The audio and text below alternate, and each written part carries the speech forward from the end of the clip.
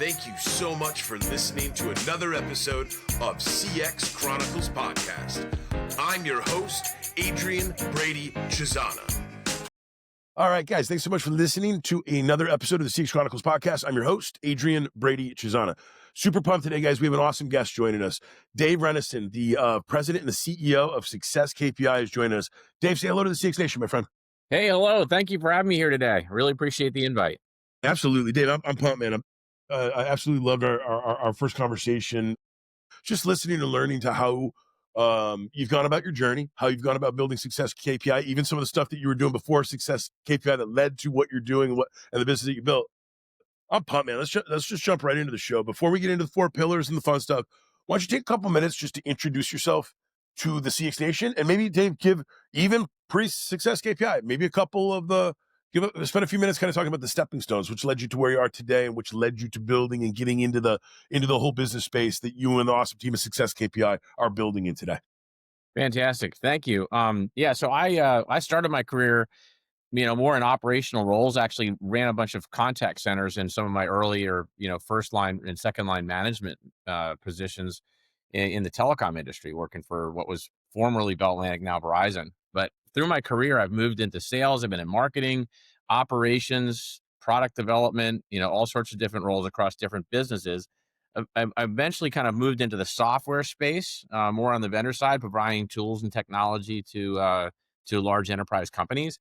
And I've been very fortunate to run 2 different SaaS, software as a service, companies through their growth stage. In some cases from very early stage, all the way through to being acquired by billion-dollar entities. So I've been on a few really, really interesting product journeys focused on this enterprise contact center space. That's awesome, man. I mean, just to kind of look back at Dave's background, guys, like spending time at companies like Verizon and spending time at companies like Spirit or Genesis. Dave, like, come on, Genesis is one of the giants in our space, in our business, and Fabulous company. Super, super cool, man. Just to be able to kind of, number one, you spent years honing this craft and refining the subject matter expertise space. But what were some like in those businesses? When did you kind of start getting the early thoughts of, wait a minute, I see certain areas of opportunity. I think there's things that we could do better. When did you kind of start thinking about, like, when was the infancy of Success KPI? When you start kind of noodling around with, I think I can go build something in this space. Yeah, I mean, it was almost a decade ago, when we started talking and thinking about some of these things. Ultimately, none of these great ideas are ever your own idea. Any founder tells you they came up with something. 100%. Absolutely. Like any great song, man. Any great song is a song from some other band before. There you go. And I think, first of all, we had, many of us, probably 200 or 300 folks that worked at Angel. We had this really special culture of people that just work well together, peaceful, it's almost apolitical environment focused on doing things for the customer and having fun at it. And I mean, there's plenty of conflict, right? When anytime you get a group of people together to work on something, but it's creative conflict, it's hard work, very strong work ethic group. And it was about 2015 to 17 timeframe when I ran into a couple of my former colleagues, a couple of whom are now on our founding team. It's awesome. And they had like this bug that I had to do something new and different. And we actually talked about creating another CCaaS, but when we looked out in the market, Genesis Cloud, Five9, Amazon Connect, Cisco, there's in Contact have been acquired by NICE. There's plenty of tools in that space. What could we do different? And what we felt was that the space that was occupied by NICE and Verint and Calabrio and others, they were doing things kind of in a robotic, automatic way, right? Yeah, these are great companies, like some of the top players in our space. But we felt like we could reinvent it ground up with a different strategy centered on data, centered on AI, centered on easy to use customer, software. Because the audience in the contact center, you're talking about supervisors, quality managers, analysts, and executives, right? Absolutely.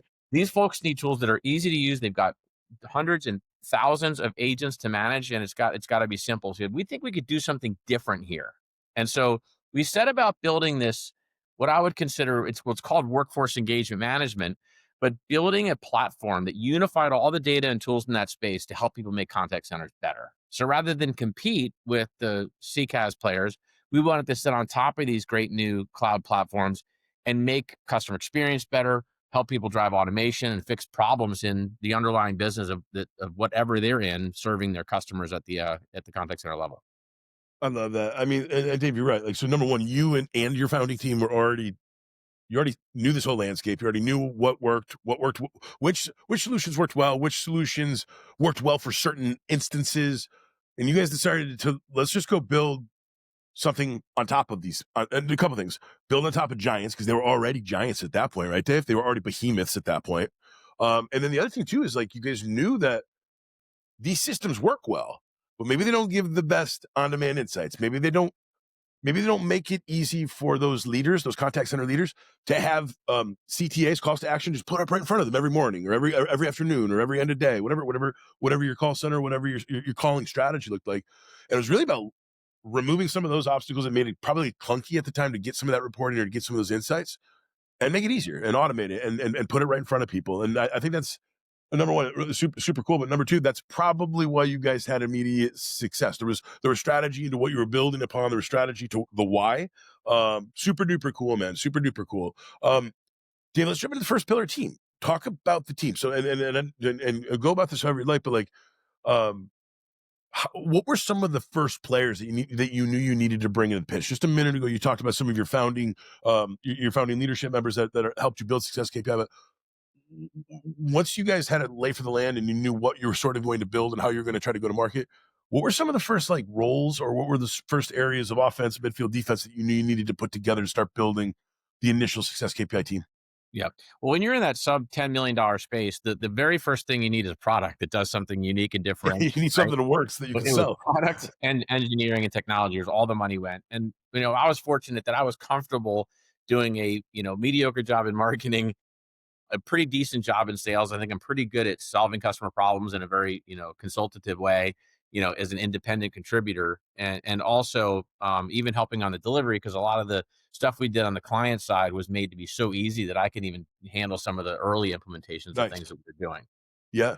The third pillar was bringing in the professional services teams and members. And what we found was we need people who had strong analytical minds and able to process lots of data and configure and do data discovery differently. But they also needed to have an understanding of the contact center. Like not everybody understands how to build up AHT from scratch.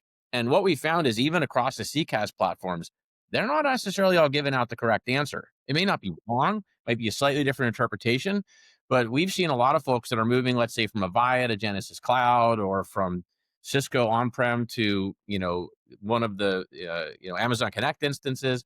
And all of these migrations take a lot of attention to detail on data. This can have regulatory implications for folks serving federal government or healthcare or financial services clients. In some governments, have oversight of these things.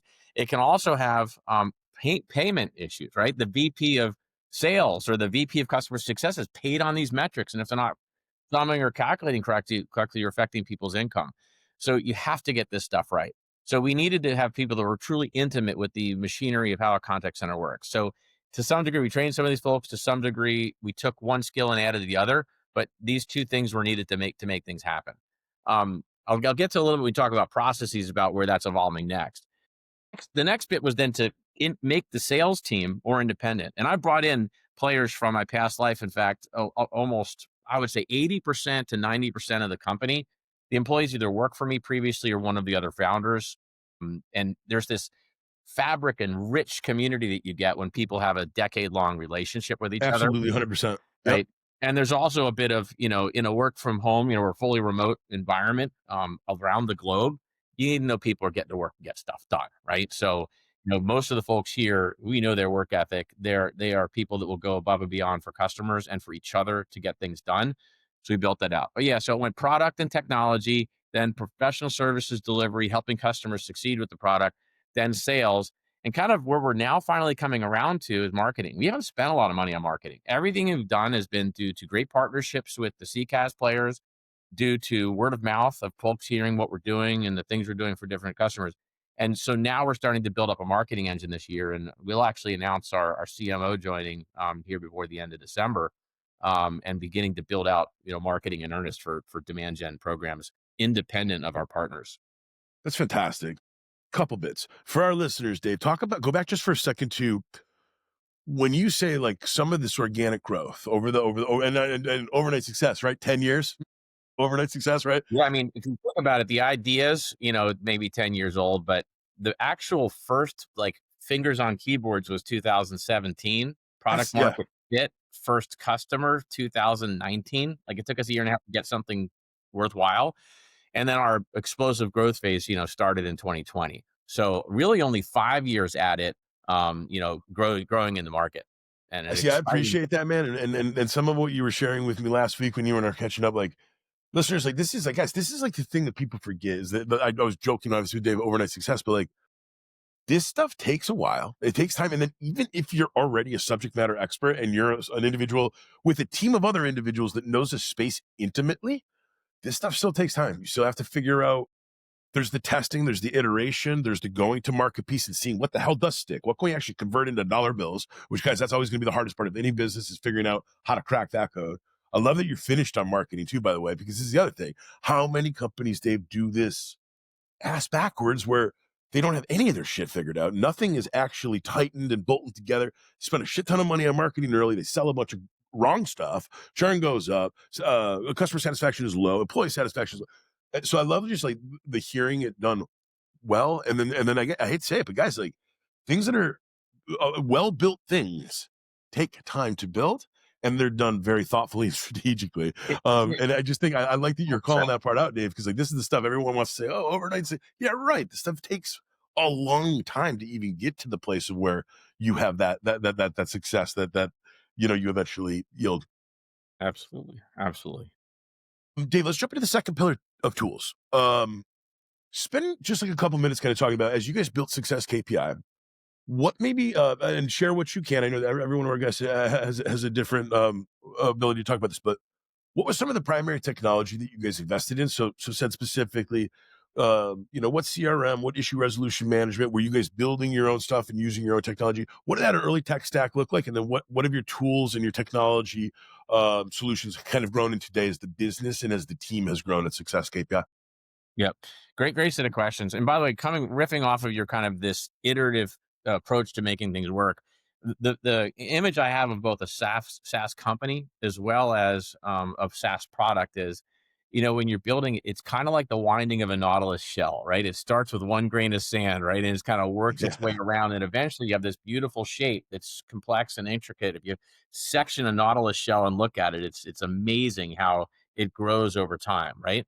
But you need to get those early wines correct and you need to build on top of things. And if you have the right strategy and the right approach, for us, the very center of that was the data strategy. We believe that one of the fundamental differentiators for us long term would be to get the data models right.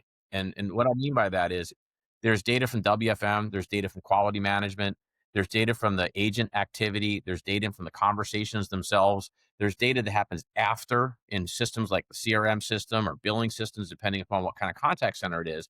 And all of this data typically is in silos. And even in the best CCaaS platforms, their teams work independently because these are hard projects to build, but they don't have a unified data strategy. And what that creates is a lot of difficulty in getting to the answer of what's actually happening inside and around the customer experience, especially if it's across channels, et cetera. So I think the first thing I'd say is we went to work creating a unified shared metadata layer, using some, big words, right? But which basically means that all the data structures are joined and we have an intelligent way of operating across channels, across platforms, and unifying that data. And we did that initially, by the way, for the reporting layer. So first, that was the first decision. Our team then took the uh, products that we needed to build, and there were five of them. We needed quality management, at the core, coaching agents and making things work. We needed speech and text analytics to get inside what was being said and what was being felt. We knew we needed a data lakehouse to have structured and unstructured data joined properly together, a business intelligence layer to report on and analyze this data, workforce management to do forecasting and scheduling agents, and ultimately some type of real-time stream to help supervisors, which we call supervisor assist, and to help agents, which we call agent assist, live in the conversation. All of those things in one place, that's a lot. And we didn't try to tackle them all at once. but we tackled the data model at the core, and then we began building the tools over a period of, like I said, 5 to 7 years. And we now have all of those components complete, and they're all working. As far as infrastructure for the business, we went with all SaaS tools, tools like, Rippling for HR management, tools like Salesforce for CRM, tools like, and our support runs through there. Jira for the engineering management system. So everything's cloud based. So we could incrementally grow those tools as we grew the business. And as far as the actual operational infrastructure, we chose to sit on top of Amazon. They've been a great partner, by the way, helped us grow, super supportive. And it's kind of funny. We compete with Amazon sometimes on certain deals, Yeah. and we collaborate with them on others. And we help each other out. It's a big ecosystem, and co-opetition, right, is part of the name of the game in this space. But ultimately, the great little subcomponents that Amazon makes that are hardened, highly available, available across the globe. We're now in 20 different, geographic locations around the world. So being able to be in Singapore, be in London, to serve UK customers, be in Frankfurt, be in Sao Paulo, be in the US, be in US government. All of those locations are made possible by this great platform as a service infrastructure that runs underneath what we do. Dave, wait, really quick. I love that you're sharing this. We had the pleasure of having Pasquale DeMeo, who's the Vice President of Customer Experience at AWS, Yep. on episode 262. Yep. Okay. Funny, I didn't even know you were going to bring this up, but listeners, go back to that episode if you haven't listened to it because it's awesome. But Pasquale basically tells an incredible story about AWS. When they built AWS, they literally built it because they knew downstream what some of these hosting costs were going to be for a company the size of Amazon. So they actually built AWS for internal usage. They realized, holy shit, this works exceptional. And if it works for Amazon and it's exceptional, let's go sell it to every other big business out there. And so anyway, super cool story. And listeners, if you don't know a lot about it, what Dave just said is spot on. Go back, take a look at AWS, CXC 262. There's so much that small businesses can gain from this, Dave. And I don't think a lot of people realize that. I think everybody knows how, Google can help them. Everyone knows how some of their primary SaaS solutions like their Salesforce or their HubSpot can help them. But AWS, man, incredible features. And one last thing, I remember And one of by the, the way, some of these guys, like a decade from now, we're going to look back, Pasquale, Olivier at Genesis, Vinod at Cisco. Like, there's a champion behind these great CCaaS platforms of someone who's keep beating that drum and building out their own go-to-market and product and making something amazing happen. And, 100%. those guys are one of the reasons why this cloud generation of products has really worked, because they've been singular champions to make their products come to life and have built great products that are some That's of it. the I best. mean, it makes a ton of sense. And Dave, I remember when I was getting ready for Pasquale's show too, it's like 110 billion annual. I was like, what? So like, guys, like It's some of fast. this stuff, It is. and then Dave, going back to Success KPI. And then one of the things that selfishly I find super interesting, fascinating, and look to you guys as a model for what we're building here at CXC is like, go find, if you can become a master or a subject matter expert or just a supreme navigator of some of these types of solutions that ain't going anywhere and they're only growing by X every single year at these ridiculously large numbers. That's a beautiful place to build a business, guys. Right? Like standing on the shoulders of giants is a beautiful way to build a business, and it makes things a little bit easier than starting something from absolute scratch out of nowhere and trying to build a whole new marketplace, right? Altogether. Sure, for sure. Dave, let's jump into the third pillar process. I know you had a couple ideas you wanted to bring forward in this. Number one, in your career, has there been like a living playbook that Dave Rennyson has been building as he's gone through company to company? That's one way of asking the question. Or as you've been building Success KPI over the years, over the decade, how have you kind of gone about wrangling process or managing tribal knowledge or chronicling the things that people need to know so that if somebody gets hit by a bus or if somebody leaves the company or somebody goes away or things change, that institutional knowledge, it's there, and then it's able to be picked up by the next guy or gal in line and continue to be brought forward. Have you really kind of thought about processes you've gotten deeper into Yeah. your career? Well, there's kind of three big questions here. And first of all, no, I'm not some like brilliant guy that sees the future years and can figure that out. I do have a bit of a system, but it's really focused in two key areas. All of business and operational strategy is centered on having a good appraisal of where you're at, what I call your SWOT, right? Strengths, Yep. weaknesses, opportunities, and Yep. threats. And then picking your market and going after that market with a aligned mission, vision, and values. And so if anything, I'm building a values built culture. Our number one value, by the way, is, you would probably not be surprised, is we solve problems for our customers, right? Another one is, you know, we we we support innovation and creativity. Number three is that we work hard, but we don't take ourselves too seriously, right? There's a humility and hard work ethic that I know goes into making some of these things great, et cetera. And I could go on to all of them later, but our team reviews those values and our mission and vision at every one of our all hands presentations at the beginning. Our vision is to provide insight, collaboration, and action for everyone from the agent to the CEO, which means we are in the market of serving agents, serving quality managers, supervisors, vice presidents, et cetera. We're not in in the business of creating telecom systems or creating IVRs or creating ACDs. We know that. We're in the business of making those businesses better by serving those folks that work in those contact centers. And kind of having that there helps everything hang together. In terms of the second part of my strategy, other than having a strategic thinking about how we go things and reviewing those vision, mission, values, and reviewing our SWOT and reviewing our strategy around that SWOT as it changes and adapts over time, is a methodology, if you will. But the second part is about the team. I am constantly working to add to the team, upgrade to the team. And you started off with a great question about how did you bring all these folks in? Well, I brought people in that were excellent at that phase of growth for their thing. And sometimes we had to Nice. bring in a new person on top or a new Absolutely. Absolutely. them. Some people can grow to fit the business. Some people have to change and modify.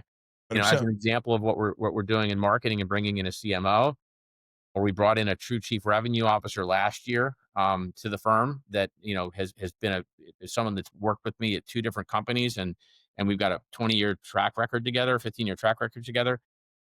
The team and this approach are what make it happen. I'm here literally as the guy that builds that team, supports that team, drives them a little bit, right? Keeps them accountable, but keeps bringing them back together and making the harder decisions where there's a conflict across different organizations. So if there's anything, that's the methodology for running the business. I don't know if you want to talk about the methodology on the customer front or not, because that's a second thing, but I'll pause there and see what other Do you, questions. but before you move into, so a couple things. I'm just thinking about Dave. So guys, I'm a huge music fan. I found out last week Dave is also a big music fan. It really is like a band, dude. It's very much like a band, meaning like when when you think about team, you think about process, you think about a band coming together with their respective instruments, being able to produce not just sounds but fucking great songs together, and they continuing to evolve. Like, I'm thinking of the Beatles. The Beatles is the most natural example to anybody. You think about the Beatles' first album to Sgt. Pepper's Band, totally different, right? And then you literally can hear the evolution of all of these things working in concert. And guys, I know it's a structured example, but it's an easy one to picture where businesses are the exact same thing. It's the men and women that come together that understand how to make good tunes. They like making good tunes. Good tunes sell, by the way. Yeah, So then yeah. if you're good at making good tunes that sell, and then you figure out sort of what your niche or your listenership or your audience is, right? Your ICP, same damn thing, man. So I really like I like how you kind of paint that picture, Well, Dave. that is such a beautiful, beautiful metaphor, and it's funny though because being in a band and being lead singer and what I consider the world's worst mediocre guitarist, and it's a great metaphor is because my band pretty much doesn't let me play guitar much, right? Nice. Because I'm mediocre and they know it, and but the point is that there's a time even when the kind of leader and the guy bringing everyone together has to take some coaching that you're not good Absolutely. at this, you need to get out of this part of the activity. And the second part is, getting the drummer to show up on time is a problem that I now think about Hey, it. whoa. Drummers are always that time. Come on. That's what we do, Dave. I know, I Guys, know. I'm a drummer. That's why Dave said that. Yeah, that's right.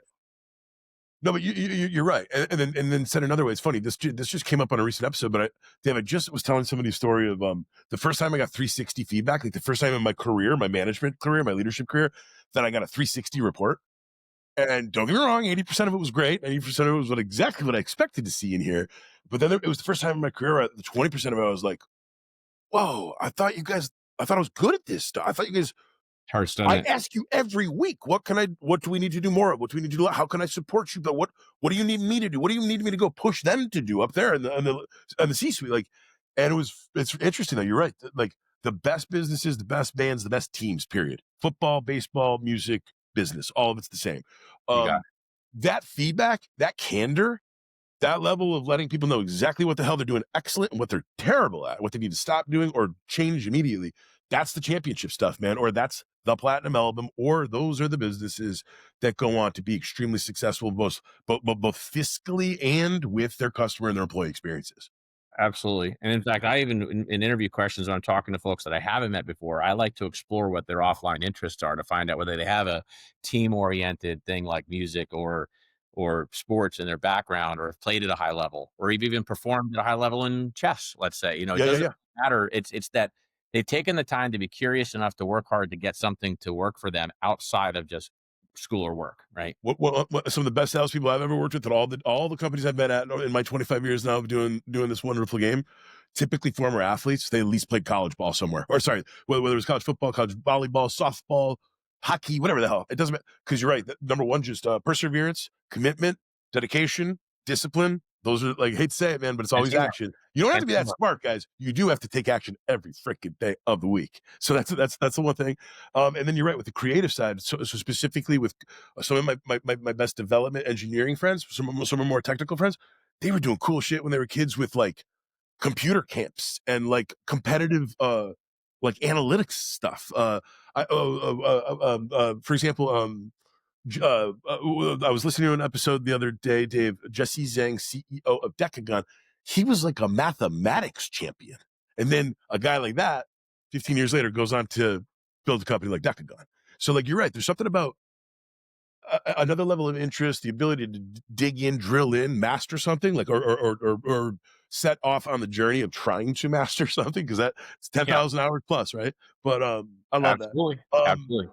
Dave, I don't want to drop the question that you asked. You said, "Do you want me to go into the customer side of process?" Your call, or I'll tee you up for, as we kind of move into the fourth pillar of feedback. Maybe another way of you answering this and teeing you up is, can you spend a couple of minutes kind of talking about how over your career, over your journey, building success KPI, how you guys have thought about really kind of not just managing, collecting, and acting upon customer feedback, but also for employee feedback. So you can split that up however you like. But I'd love to just kind of hear you talk about how you've really kind of built your playbook around customer feedback and employee feedback as you've gotten deeper into your career. Yeah, great questions. And interestingly enough, we just did an entire engineering and operations product leadership kind of 360-degree view, anonymous survey, building up all the feedback of where we need to go next level. Because we're getting Nice, to the point where the core products are all built. They've all been infused with generative AI. They've all been infused with this unified data layer. They've all been infused with all the capabilities, and the primary kind of pillars of the product strategy are now to the point where it's like where to go next is perfect it, right? And so we wanted them to get honest with themselves and kind of get dirty and asked a bunch of questions. That feedback was so valuable. It was just, there were things in there like you said, when you get in the person, you're like, man, I wish I knew that. I wish I'd asked this question before. And then, but there was also a unification in the information that a clear path became, about what we needed to do. And interestingly enough, when you have all these capabilities that come up, even though we unified the data, one of the things that we've done is while we built all these capabilities, we haven't necessarily made it as easy for people to identify a path of something they want to do. I want to drive an automated quality management strategy. I want to solve a customer experience problem. nice, I want to improve automation. And so while we can do all of these things, these use cases are clear, it might cross against different product segments. absolutely. One of the big thing that's coming out of this is some more customer journey mapping to the things and how to run these paths through the product. I'm super excited about that. The second part, in terms of market feedback, is starting a process where senior executives are checking in with customers and Okay. getting what, would consider a red, green, yellow, but not just across how your Sorry, operational just checking in with reds or checking in with all greens, yellows, all reds? customers, but not Okay. just Okay. high level stoplight, right? But down communication, how are we doing? Performance, how are we doing? Latency, how are we doing? And you might find different things. One thing that came out of that, we found that there was some latency for folks that had BPOs before in markets accessing data, and there's multiple solutions to this problem. But if you didn't know about it, it would be a big problem, right? Right. Because you got Right. someone logging in through a VPN or Citrix in another country to get to data through a corporate server that's then connecting through to our platform. And there's ways to work around that, but you would know about that. That was causing a problem, that someone in the Philippines was having difficulty supporting as a BPO their end customer, a large healthcare client. So you got to constantly be listening to this feedback and gathering it and then integrating it into the roadmap and the change. Another big area came from our folks out in the field, that a lot of our customers are not just struggling with WEM issues. They're struggling with broader business issues. I have talked to 3 CIOs in the past 6 months who are either on their journey to migrate, let's say from a Avaya to Genesis, or from another on-prem platform to Amazon Connect. And they're struggling with organizing their team to just get the like for like working, let alone get Interesting. advantages out of this new platform. Interesting. And so that's opened up a whole new concept for us, what we call expert services, where we bring in folks that have, 15, 20 years experience in contact center and technology skills, but also may have adjacent skills in Genesis or Amazon Nice. or Cisco, Nice. and then provide Alvaria, and provide migration coaching and project management, acceleration capabilities, not taking over the whole thing, but being an active participant and helping form that bridge. Because you've got two audiences here. You got the CIO, who's got the technology responsibility of making this migration happen.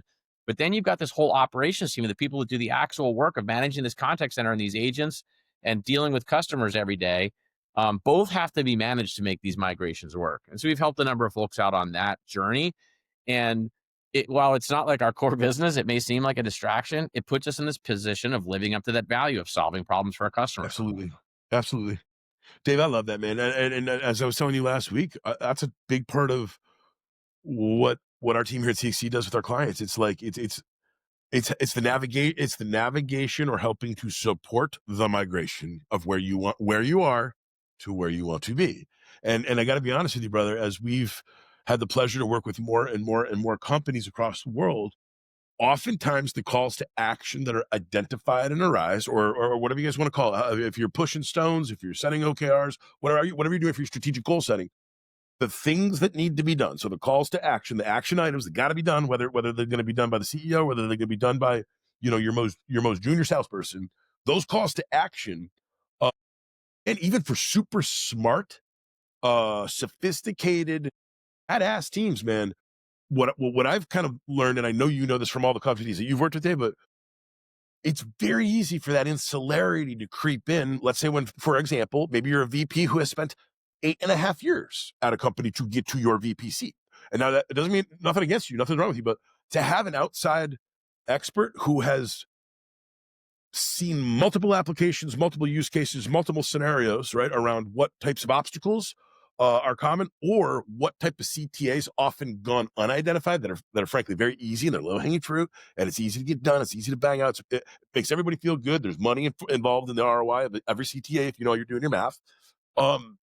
That's a game changer, brother. And I think, I think me and you talked about this last week, but like, this is where I'm the most excited about what AI is going to do to the world. Already is doing to the world, but and I'm sorry to keep pontificating on this, but like, I think it's going to be crazy the next 1,000 days, Dave. And for people like us, for people like Dave, Adrian, SuccessKPI, CXC, there's going to be a massive need for customer focused business leaders across the world. They're going to need more navigation, support, coaching, guidance along that migration than ever before. And I don't want to sound super pessimistic, but like, reality is, guys, we're going to all be asked in the next half of a decade to do way more with way less. Absolutely. The Pareto, the 20% that might be asked to carry the 80% in the near future. Guess what, Dave? Those people are going to need education. They're going to need coaching. They're going to need support. They're going to need training, all that stuff along the way, man, that helps them get to where they want to go. And it's super cool that we're in a space where, we can have some type of impact on that. It's funny because, the folks that remain, let's say you have a 10,000 agent contact center footprint and you think AI is going to replace 80% of that. I don't believe that, by the way, very quickly, right? Just so we're clear. I believe that it will chip away at it like all the other previous Chip technology. away. Sure. Yeah. But the Yep. folks, and we may get there to the 80%, but the folks that are still working in that contact center need to perfect their experiences. They're going to be working on the harder stuff, and they need tools that don't bring them headaches. So I call it Absolutely. invisible AI, right? Yeah, yeah, Bring yeah, yeah. AI in especially generative AI into my process in a way that I can get more out of what I'm doing today. Previously generation tools, speech analytics, we had to create phonemes to make the machine understand the words that people are saying, right? Then a half a click back, just 3, 4 years ago, we were still forming topics somewhat manually, but at least we could just write the word in plain English. The Fair. machine Super knew fair. how it was Yep. pronounced. Yep. Now we don't even need to create the topics, right? Our speech analytics tool, you turn it on 2 days later, it's like, all right, here's your topics, here's the keywords associated with them. What do you want to know more? And now we're like, well, do we even need topics? I still think you do, by the way, because now you can ask open-ended questions such as, was there a upsell possible on this call? Yes or no? And the machine knows, and you don't need to coach it. It knows what an upsell is generically. We've trained it on contact center technologies. Then say, at what moment, did this sale take a turn for the good or the worse? And it's like, well, at this point in the conversation, this is where we think the buyer started raising objections, right? It's Yep. like, Yep. wow, now I don't have to listen to a 15-minute phone call if I'm a sales coach, right? I can zip to the 14th minute and hear the sale emerge, the problem that gets identified. Then I can zip to minute 20 and find out when the objections occurred and listen to that, reflect on it, say, does our training materials cover that? And if not, how do I fix them? And if they do, did the agent miss the opportunity? They need coaching, right? Yep. Or maybe I want to go listen to 2 or 3 more calls and get another point of view. So I can then ask the machine, give me 3 more calls just like this with the same agent, right? There's so much more we can do now, but you don't want to have your folks having to be tied up in managing the AI, right? Right. You want to be Right. able to manage their business. They need to manage agents, customer experience, operational improvement. So you need to make the tools very approachable, easy to use, and make them work in plain language, right? And so that's a key part of this evolution is, yeah, AI is going to change the world, but it's not going to change the world if we don't make it easy for the folks to do the day-to-day work, be able to use these tools. You know what? You just made me think about is electricity. When electricity arrived, right? I'm sitting here in Buffalo, Dave. So the city of lights, as they call it, right? The lights were turned on at the Pan American Exposition back in the day here in Buffalo. Who had electricity for the first decade or two? To your point, Yeah, like not a very lot of people, and it was really public. only It was major cities, public right? entities, and it was rich people. That was it. Yep. Nobody had it for. To your point, it took a long time. It took a long time for electricity to go in every single cabin and every single shack in the country, right? So good And point, by the way, and I don't do forget think there will be something like that. there were 2 vendors fighting for the standard back then because one of them had a way to make money one way, another one had a way to make money the other way, and, the winner ended up being the one that was safer, by the way, Yep, which is yep, interesting. But an entire, industry had on a little stagnation period where that competition was holding things up, and there was a lot of political control held by those big companies, right? Right, but ultimately, when it becomes ubiquitous, right, and just plug it into an outlet, you don't even then your think game on. about it. Yep. Yeah. Great, Um, another great metaphor, Adrian. Thank you very much. I'm on a roll today, Dave. Uh, Dave, this has been absolutely awesome. As we wind down, I'm going to throw a curveball at you, brother. What's like one?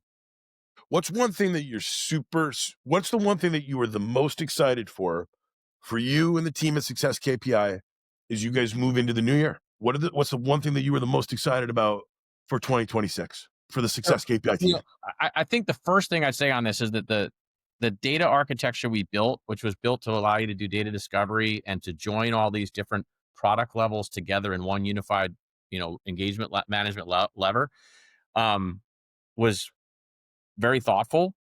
It had an accidental side effect. Generative AI eats data for breakfast, right? Yep, And so yep, because all yep, this data is structured from unstructured sources like the conversation, its transcript, the sentiment that came out of that, topics that were detected, keywords, etc., as well as the structured data like how long was the call, who took the call, was it a chat, was it a phone call, etc. All of that information being already joined and curated and properly and sitting in one place the way our platform works, and the fact that we've done all the plumbing to these major CCaaS platforms, all of that has set us up to apply our Gen AI capabilities in an invisible way across all these products and tools, and know that our machine is not going to get lost in the data. Because if people can get lost in the data, the machine's going to get lost in the data. And I think yeah, we got very yep. lucky on that. I'm excited about the potential that brings out. And complementing that is we began working on what we call the CXAI maturity model, which is allowing companies to reflect on where they are and how they Nice. can move up the stack, kind of like a Nice. software development lifecycle, Sure. Sure. maturity model. And we're creating this concept to allow folks to approach their business with a thoughtful way and say, where do I stand on the stack of using AI to drive a better CX or to drive a better operational performance? And what would be my steps to take to move up that in a methodical way so it doesn't overwhelm my organization? I think the combination of our tools with introducing this process level thinking about how to move up the stack of operational performance and leveraging of web tools is next. The last 3 or 4 years largely have been about cloud migration. The next 3 or 4 years are going to be about leveraging generative AI and visible AI to drive business process improvement, to achieve some of these automation benefits, but also to improve customer experience while working, hand in hand with the day-to-day folks that do the hard work of managing agents in the contact center. 100, and then that's where it's EX and CX to combine, man. Like, you're spot on, right? If we're not making it easy for the guys and gals that are on the front line to do this shit extremely well in an easy fashion, in a seamless fashion, you're not going to get the CX that you're asking. You're not going to get that leading CX you're asking for. You got to have the team equipped to be able to do that, to deliver that CX. So I love that, Dave. And remember, a happy agent equals a happy customer, right? And so, the 100%. agent experience is at the center of a lot of this too. So it's not just the supervisors, it's the agents that we need to empower, provide information to, make their lives easier, make them more successful, make them more effective, coach them up, right? Yeah. I always say Yep. even Messi needs a coach, right? In a soccer I was field. just gonna say, like, the trainer, it goes back to the championship stuff that we were talking about earlier. Every band has, even the Beatles had master musicians and producers that could show John Lennon how to play something better than John Lennon could play it. I hate to say this pains me because I'm a Buffalo Bills fan. Tom Brady and Belichick, for all those years that they were winning all the Super Bowls, they had championship trainers. They had championship scouts out there finding the next group of guys that was going to. And then every business is interesting. Now, business gets this. The best business leaders, man, they've got their trainers, their therapists, their strategists, the whole nine yards, baby, because it makes better results. By the way, I know you're a sports guy, but if you haven't watched Quarterback, it's such a compelling I have, man. series. I have. The one where What we a had show. Parsons, Mariota, and Mahomes in one season, 3 different levels of operational performance, all being coached every day, all reflecting on the performance, Every all day. working to get better every week, right? And then across everything, not just throwing, the playbook reading, the defense schema, it's everything. It's preparation for going into a 70,000 person stadium. Noise. Literally, they practice noise, man.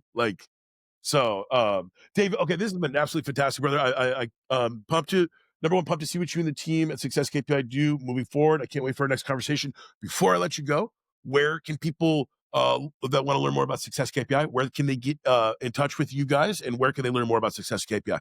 I mean, the quickest, easy thing, of course, hit the website at, www.successkpi.com and hit us up there. Hit, request a demo or find out more information. You're always willing to reach out to me at Rennyson@successkpi.com. I'm open to any and all conversations all the time. I'm extremely available to anything. In fact, I sometimes just work and help coach people on their CX strategy outside of working with Success KPI. And sometimes it leads back to us, et cetera. I'm a big resource in terms of being able to connect you with different types of things and help make difficult decisions. I was actually helping someone decide between 2 competitors that do a lot of stuff that we do, but it was the right thing to do, and that'll come back someday. 100%. Because being a trusted advisor to our customers is one of our primary jobs. I love it. Well, Dave, look, it's been my absolute pleasure, brother. Thank you so much for coming on the show, sharing your story, sharing the journey that you've been on, and I can't wait to our next conversation, my friend. Thanks for having me on. Great talking to you. Thanks, Dave. Be sure to check out the CXC website, and as always, find us on any of your favorite podcast players, iTunes, Spotify, Stitcher, and more.